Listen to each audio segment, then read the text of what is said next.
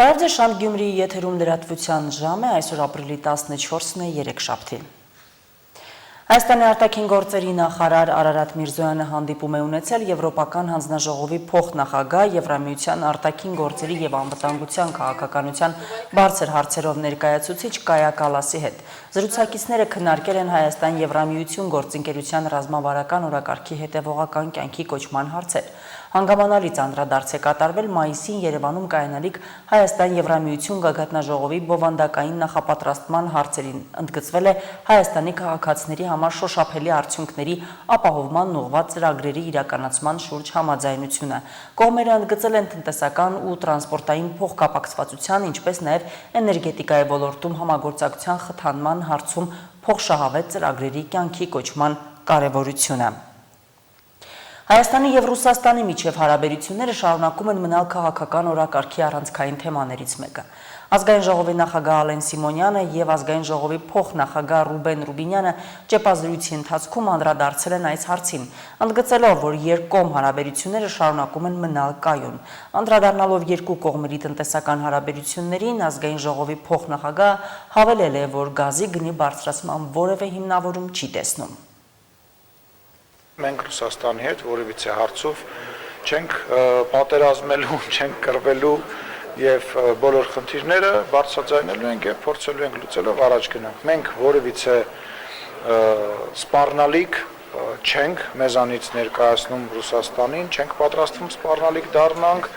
եւ նման մտադրություն չկա, ինչ որ հարցեր կան, այդ հարցերը բոլոր երկրների մեջ գոյություն ունեն եւ մի պահ բարձրանում են այդ հարցերը, շատանում են, քչանում են, մենք քաղաքական գործիչներս այդ հարցերը քննարկելու եւ լուծելու համար ենք։ Եվ մենք շարունակելու ենք շատ բարեկամական մթնոլորտում քննարկել, բնականաբար ոչ բոլոր հարցերի շուրջ եք համաձայն լինելու։ Հիմա օրինակ Ռուսաստանից այլ բաներ են հնչում։ Օրինակ ասում են, որ ասենք, չգիտեմ, Ազատություն ռադիոկայանը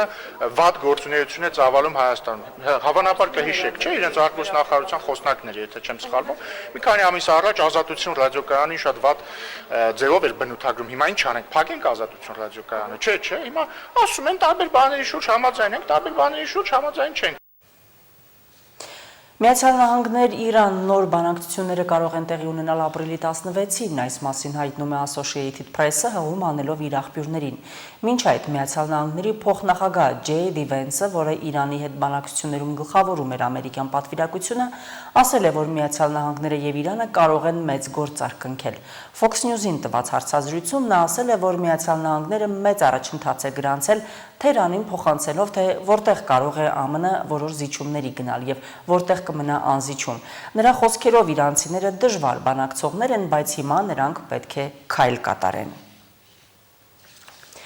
Մի քանի ժամից Վաշինգտոնում կմեկնարկեն Լիբանանի եւ Իսրայելի բանակցությունները, դրանք տեղի կունենան Միացյալ Նահանգների պետքարտուղար Մարկո Ռուբիոյի միջնորդությամբ։ Բանակցություններին ներկա կլինեն Վաշինգտոնում Իսրայելի եւ Լիբանանի դեսպանները, ինչպես նաեւ Բեյրութում Միացյալ Նահանգների դեսպանը, բայց լիբանանյան Հզբոլա շարժման գլխավոր քարտուղար Նաիմ Քասեմը կոչ է արել չեղյալ հայտարարել բանակցությունները նախքան դրանց սկսվելը, դրանք որակելով անօգուտ։ Հիշեցնենք, որ Լիբանանում ռազմական գործողություններ սկսվեցին Իրանի դեմ պատերազմի ֆոնին։ Բանակցություններ անցկացնելու մասին առաջարկներ էլ հնչեցին ճիշտ այն ժամանակ, երբ Պակիստանում բանակցությունների էին պատրաստվում Իրանն ու Միացյալ Նահանգները։ Վերլուծաբանները շատ բան պայմանավորում էին պակիստանյան բանակցությունների արդյունքներով, բայց դրանք արդյունք չտվեցին։ Թուրքիայի Շանլաուրֆա քաղաքի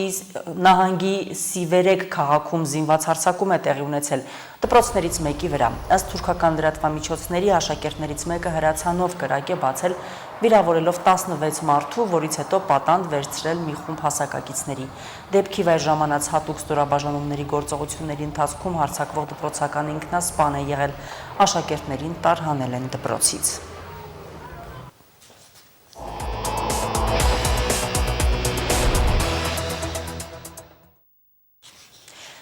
Ընթացիկ տարվա առաջին երամսյակի կատարողականներն են ամփոփվել Շիրակի մարզխորհրդի նիստում։ Այն ընդլայնված կազմով է անցկացվել մարզային ենթակայության կառույցների ոլորտային բոլոր պատասխանատուների մասնակցությամբ։ Այս տարվա աշխատանքներն ամփոփելուց առաջ անցած 2025 թվականին իրականացված ծրագրերի վերաբերյալ ևս ներկայացվել են հաշվետվություններ։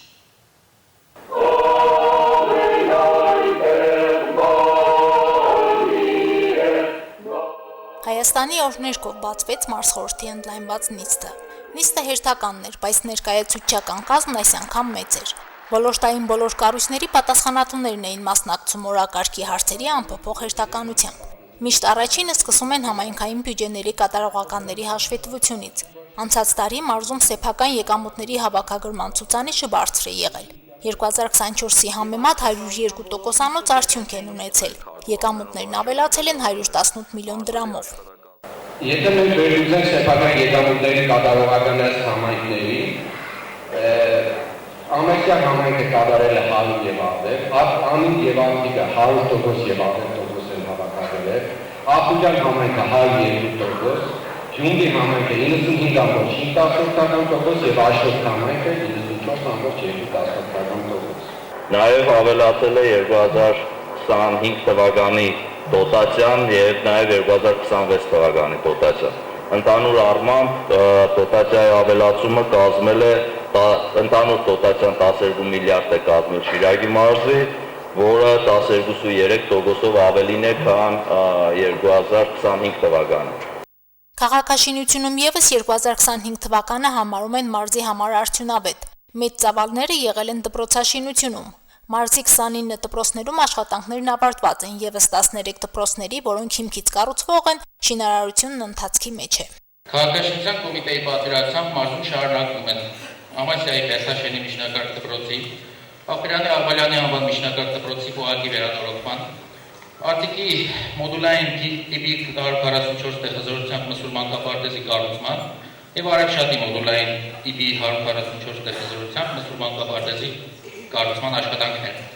Մարզում այս տարի էլի ճանապարհներ են կառուցվելու, նախատեսված է մոտ 18 կիլոմետր երկարության ավտոճանապարհների հիմնանորոգում։ Հիմնանորոգման ենթակա ճանապարհների ցանկում են նաև Գյումրիի Շիրակացի եւ Խորենացի փողոցները։ Այդ նպատակին պետական բյուջեից հատկացվել է 884 միլիոն դրամ։ Անձամբ ես եմ հանձնարարականը տվել, որ բոլոր այն տագ եղած ենթակառուցվածքները պետք է փոխվի, նոր ասֆալտապատման աշխատանքներն արվի, որոնք նախագծի մեջ չեն եղել։ Անցած տարվա համեմատ այս տարի ակնկալվում է, որ ավելի շատ գումարներ կհատկացվեն սուբվենցիոն ծրագրերով։ 2025-ին 4 միլիարդից ավելի գումար է ներդրվել, 2026-ի համար մարզից ներկայացվել է 8.5 միլիարդ դրամից ավելի սուբվենցիոն փաթեթ։ Նոր փաթեթը դեռ հաստատում չունի, բայց նախորդ տարիներից անաբարտ սուբվենցիոն աշխատանքներ կան անելու։ 26 թվականին տեղափոխվել եւ ներկայացվել է 43 ծրագիր 208 ենթածրագրերով, որի արժեքը կազմում է 18 միլիարդ 677 միլիոն դրամի չափ։ Գյուղատնտեսական աշխատանքները սկսել չի թողնում եղանակը, տարին ետ է ընկել, թեև ոռոգման ջրի կուտակման գործընթացն իր հունով է գնում։ Ապրիլի 1-ից Շիրակի մայր ջրանցքով Կառնուտում ջուր է անբարվում։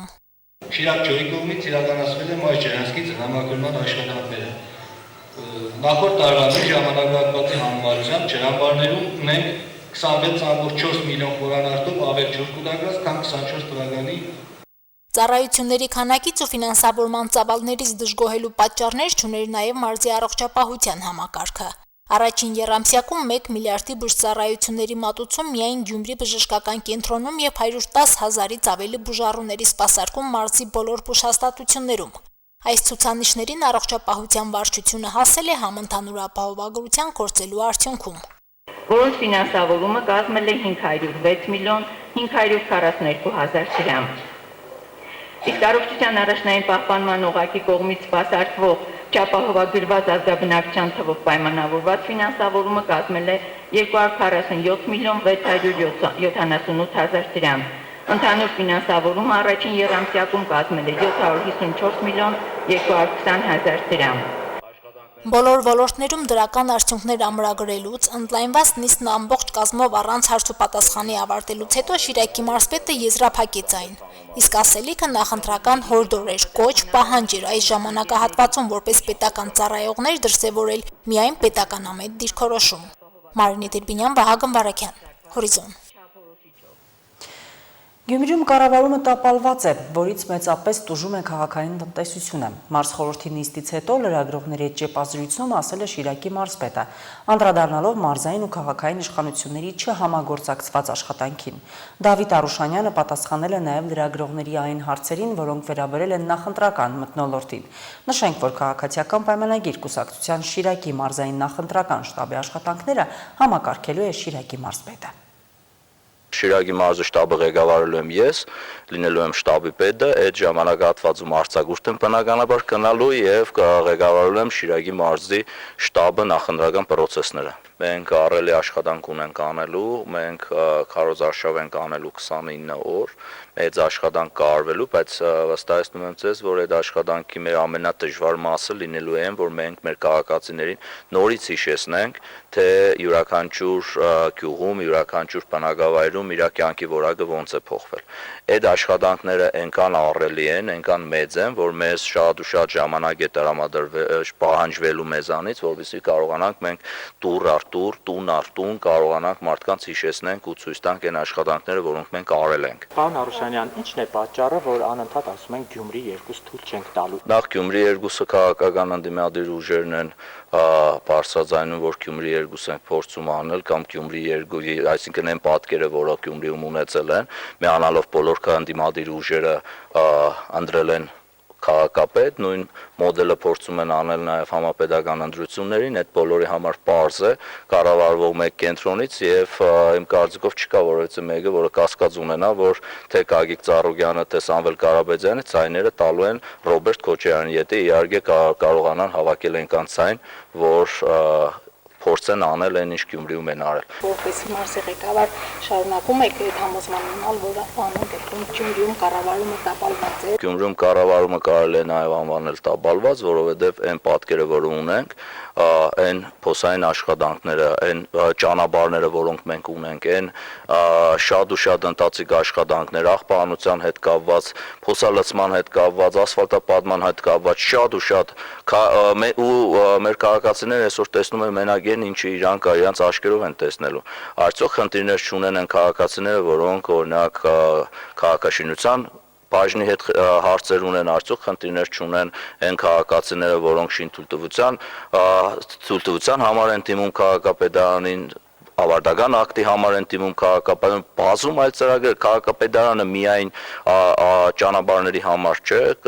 քաղաքապետարանը բնականաբար նաև շատ ու շատ այլ անելիք ունի Գյումրիում եւ քաղաքով քայլելով արդեն պարզ է, թե մեր կառավարման մոդելը ինչ ձևով է ընթացքը ոնց է ու այդ մենակ իմ դժգոհությունը չէ, այդ նաև գյումրեցիների դժգոհությունն է։ Մենք կռիվ որպես այդպեսի չունենք, մենք ունենք բանավեճ քաղաքական, որովհետև հասկանալի է կառավարման մոդելների տարբերություն կա, քաղաքականության տարբերություն կա եւ մեր դիրքորոշումը լրիվ այլ է, քան այլ մնացած քաղաքական ուժերն, որոնք մի քաղաքապետարանում են եւ բնականաբար տարաձայնություններ պիտի լինեն, եթե տարաձայնություններ չլինեին, բոլորը կլինեին քաղաքացիական պայմանագիր կուսակցության անդամներ կամ կողմներ կընտրեն քաղաքացիական պայմանագիր կուսակցության քաղաքապետին։ Ու ես ուզում եմ հասկանամ աղմուկը էլի ժողովրդի, եթե ասենք մենք տեսնում ենք, որ փոսալցման աշխատանքները այդտեղ արվում են ու էլի մենք ունենալու ենք այդ բառը օգտագործեմ լատկեկով ճանապարհներ, ու ասենք մարզպետը կառավարության հետ համատեղ քննարկումներ արդյունքում որոշում ենք, որ այդ Բագրատունյաց օղակը ամբողջությամբ ֆռես անենք ու նոր ասֆալտի շերտ տնենք, քաղաքապետարանին էլ տեղակենք բան, որ մի շարունակեք այդ աշխատանքները, որտեղ անիմաստ այդ գումարները չվատնվեն, որ կարողանանք այլ տեղեր փոսալցումներ անել, այդ մի հատ մեծ աղմուկ է դառնում, այդ ասենք լավ բանն ենք էլի մենք աղմուկով կնում։ Անազատության մեջ գտնվող անձանց աշխատանքային զբաղվածության ապահովման մասնագիտական նոր հմտությունների ձևավորման հնարավորություն է ստեղծվել Արդիկ քրեակատարողական հիմնարկում։ Այստեղ բացվել է Եվրոդռների եւ պատուհանների արտադրական կենտրոն։ Ուսումնաարտադրական տարածքների հիմնումը մեկ կարևոր նպատակ ունի՝ նպաստել ազատությունից զրկված անձանց վերասոցիալականացմանն ու հասարակություն վերաինտեգրմանը։ Ծրագիրն իրականացվել է Հայաստանի արդարադատության նախարարության եւ Եվրոպայի խորհրդի համագործակցությամբ։ Վերականգնողական արդարադատությունը անազատության մեջ կամ դատապարտված անձանց համար դիտվում է առավել ճկուն եւ արդյունավետ տարբերակ, օրենքով սահմանված պատիժը կրելուց հետո հասարակություն վերադառնալու ճանապարհին։ Իրավախախտում կատարած անձանցից շատերի համար այդ վերադարձը հաճախ բարդ է, երբեմն էլ գրեթե անհաղթահարելի, պայմանավորված հոգեբանական եւ սոցիալական խոչընդոտներով, ինչպես նաեւ օրինազանցի պիտակի երկարատև ազդեցությամբ։ Այդ անձանց վերասոցիալականացումն ու վերաինտեգրումը անհրաժեշտ է սկսել դեռ քրեակատարողական հիմնարկներում, ստեղծելով հնարավորություններ։ Նոր մասնագիտական հմտություններ ունենալու, արհեստ սովորելու եւ հետո հասարակության հետ հաշտեցման եւ վերաինտեգրման ճանապարհին եղած դժվարությունների հաղթահարմանն է ուղղվելու արդիկ քրեակատարողական հիմնարկում բացված ուսումնաարտադրական կենտրոնի աշխատանքը։ 350 մետր քառակուսի տարածքում տեխնիկապես եւ անհրաժեշտ գործիքներով վերազինված կենտրոնում իրենց պատիժը կրող անձինք եվրոդռներ եւ պատուհաններ պատրաստելու հնարավորություն են ունենալու։ Իրենց կարողությունները զարգացնելու արդյունքում նրանք նաև սիմվոլիկ աշխատավարձ են ստանալու, որով կկարողանան հոգալ իրենց առաջնային կարիքները։ Մենք այս արտադրությունների տեսակները ընտրել ենք ոչ միայն ազատությունից զրկված անձանց ուղղակի ցանկությունից ելնելով, այլ նաև իրականացնելով կարիքների գնահատում։ Այստեղ կարևորը ոչ միայն իրենց ցանկությունը, այլ կարևորը թե այդ ուսումնական process-ը ինչքան կտևի, ինչքանով է հարմար քրեակատարողական համակարգի համար։ Այնուհետև այդ ուսումնական process-ը ինչքանով հնարավորություն կտա ազատությունից զրկված անձին հետագայում հեշտությամբ աշխատանք գտնելու։ Արդիկ քրեակատարողական հիմնարկում պահվող 99 կալանավորների եւ 211 դատապարտյալների համար դասընթացները մեկնարկելու են մայիսից։ Վերասոցիալականացման եւ վերականգնողական ծրագրերի արդյունավետության մասին են վկայում ինչպես պրոբացիայի, այնպես էլ քրեակատարողական հիմնարկներում պատիժ կրող անձանց ակտիվ մասնակցությունը դասընթացներին։ Այս նախաձեռնությունը ուղղված է դատապարտյալների վերասոցիալականացման գործընթացի ամբողջական իրականացմանը, քանի որ վերասոցիալականացման միջոցով կարելի է զերծ մնալ անվնասակար հետևանքներից, որոնք կարող են հայտնվել պատժի կատարման ժամանակ, ինչպես նաև այն կարևոր կառուցակարգ է, որը կանխում է կրկնահանցագործությունների իրականացումը։ Հույս եմ, որ մեր գործընկերությունը Եվրոպայի խորհրդի հետ կշարունակի զարգանալ նույն դինամիկայով, նպաստելով Հայաստանի Հանրապետության քրեական արդարադատության համակարգի պատերելագործմանը։ Այսօր մենք անում ենք ավելին, քան պարզապես եւս մեկ կենտրոն կամ արտադրամաս բացելն է։ Սա նախ եւ առաջ շոշափելի ներդրում է մարդկանց եւ ապագայի մեջ։ Ազատությունից զրկված անձանց գործնական հմտություններ ձեռք բերելու իրական հնարավորություններով ապահովելը շատ կարևոր է հետագա վերաինտեգրման եւ վերասոցիալականացման հարցում, նպաստելով ավելի կայուն եւ դիմակայուն համայնքների ձևավորմանը։ Մեր առաջնային նպատակն է նպաստել ժողովրդավարական բարեփոխումներին, իրավունքի գերակայության կայացմանը եւ քրեակատարողական ոլորտում պրակտիկ բարեփոխումներին, որը եւ կիրականացնենք շարունակական համագործակցությունների շնորհիվ։ Հայաստանում գործող 9 քրեակատարողական հիմնարկներից 3-ում արդեն գործում են նմանատիպ ուսումնաարտադրական կենտրոններ։ 2024 թվականին Եվրոպայի խորհրդի աջակցությամբ եւ ֆինանսավորմամբ հիմնանորոգվել է Սևան քրեակատարողական հիմնարկի շենքը, որտեղ բացվել է կահույքագործության արհեստանոց, իսկ 2025 թվականին Վանաձոր քրեակատարողական հիմնարկում բացվել է Զոդման արտադրամաս։ 2024-25 թվականներին իրականացված դասընթացներին մասնակցել է վերապատրաստվել է 57 խումբ, շուրջ 500 դատապարտյալ։ Այս տարվա ընթացքում նախատեսվում է ձևավորել եւս 38 խումբ, ընդգրկելով շուրջ 300 դատապարտյալի։ Արդեն իսկ առաջին խմբի համար գրանցվել է 12 դատապարտյալ։ Առաջինը դա Սևան քրեակատարողական հիմնարկն էր, որտեղ մենք փորձեցինք ունենալ առանձին Զոդման ուսումնական կենտրոն։ Արդեն մարտից սկսվել են մեր ուսումնական կենտրոնի դասընթացները եւ ներկա պահին արդեն սովորում են 8 դատապարտյալներ, գիտեք ուսման տևողությունը 4 ամիս ալնելու եւ մենք հույսով ենք, որ 26 թվականին եւս 2-3 խումբ կունենանք։ Մեր աշխատակիցների շրջանում եւս կար դիմադրություն այս տեսակ գործընթացների մեջ ազատություն զրկված անձանց ներգրավելու, որովհետեւ կար, այսպես ասած, էլի իրանք էլ կրում էին որոշակի մտածողության ձև, որ ինչքան հնարավոր է շատ անձը պետքա գտնվի խցի ներսում, բայց կամաց մենք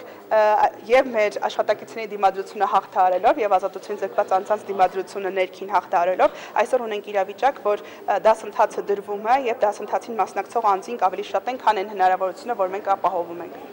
Շարունակելով ուղղիչ եւ վերականգնողական ռազմավարությունը քննարկվում է նաեւ վերասոցիալականացման եւ մասնագիտական հմտությունների ձեռքբերման հնարավորությունների ընդլայնումը։ Նախատեսվում է քրեակատարողական հիմնարկներում բացել կարի արտադրամասեր պատիժ կրող կանանց համար։ Հասմիկ Թումասյան, Արարատ Ծատուրյան, Հորիզոն։ 5-րդ տարին անընդմեջ Գյումրիի մարզական բարձրագույն վարպետության դպրոցում անցկացվում է ծանրամարտի պատանեկան հուշամրցաշար նվիրված 44-օրյա պատերազմում զոհված ծանրամարտիկ Էդվարդ Մարանջյանի հիշատակին։ Էդվարդը ծանրամարտով զբաղվել է 10 տարեկանից, լավ արդյունքներ է ցուցաբերել տարբեր հանրապետական մրցաշարերում։ Խոստումնալից մարզիկը միջազգային մրցաշարերի եւ առաջնությունների պետք է մասնակցեր զինվորական ծառայությունն ավարտելուց հետո։ Պարտադիր զինվորական ծառայության անցած Գյումրեցի ծանրամարտիկը 2020 թվականի պատերազմի օրերին մասնակցում էր ջրականի համար մղվող մարտերին, որտեղ էլ զոհվել է 2020-ի հոկտեմբերի 10-ին։ Էդվարդ Մարանջյանի անվան հուշամրցաշարն անցկացվում է նույն այն մարզադպրոցում, որտեղ նա երկար տարիներ մարզվել է։ Մարզադահլիճը, որտեղ այսօր ելույթներ են ունեցել 50 պատանի ծանրորդներ, կրում է Էդվարդ Մարանջյանի անունը։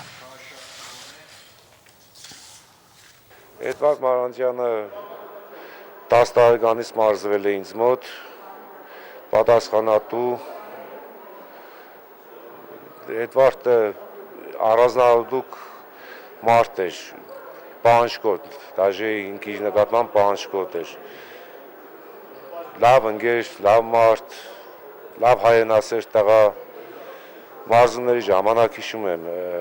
երաժշտությունը միշտ հայրենասիրական երգեր էր միացնում, այդ երաժշտության տակ մարզվում էր։ Հույսերը շատ մեծ էր Էդվարդի հետ, որ ծառայությունից հետո նորից պետք է շարունակեր մարզվել եւ ավելի բարձր մրցումներին, միջազգային մրցումներին մասնակցել։ Խաղաղության, հաղթանակի եւ սխրանքի համար այդ սիմվոլիկան եմ տեսնում այս հուշամրցաշարի մեջ եւ շատ սիմվոլիկ է, որ նրա անվան մարզադահլիճում է անցկացվում նրա հենց հուշամրցաշարը, այդ տեղահաս մարզիկներին ցույց է տալիս, ոգեշնչում է, որ Էդվարդը ոչ միայն որպես զինվորական, այլ նաև որպես մարզիկ, որպես հայրենիքի նվիրյալ, իր կյանքը իր սխրանքով նվիրել է պետականությանը, խաղաղությանը եւ բոլորին ոգեշնչում է այդ ամեն ինչը, մոտիվացնում է։ Պատերազմից 6 տարի անց է, թվում է թե ժամանակ է անցել, երբեմն ասում են ժամանակը բուժում է, բայց ոչինչ էլ չի բուժում, ավելի է խորացնում, բայց այսպիսի միջոցառումները երևի այս փոքր սերունդին կրտելու, դաստիարակելու համար է, էլի, թող փոքրերը տեսնեն, գնահատեն։ Այժմ լրահոսը եւս սպառված է, նորությունների հետևեք մեր հաջորդ թողարկումներում։